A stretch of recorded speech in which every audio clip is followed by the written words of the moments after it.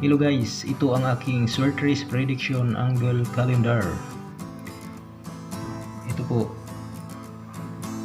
Laging tatandaan na ang kukuning guide kapag tumaya ng 3 digit ay ang mga resulta ng 9 PM draw.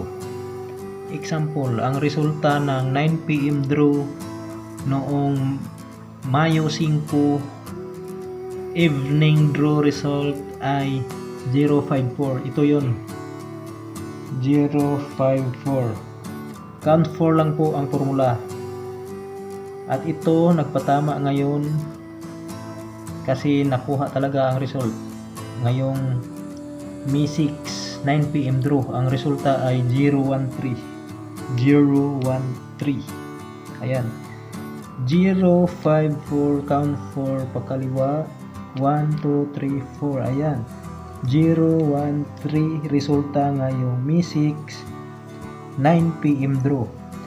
At ito naman ang kukunin nating guide kapag tumataya tayo bukas, 013. Count 4 ang formula. Ito po, 1, 2, 3, 4. Yan, pwede yung mga number na makikita ninyo dito. Example, 166, 146 or 114.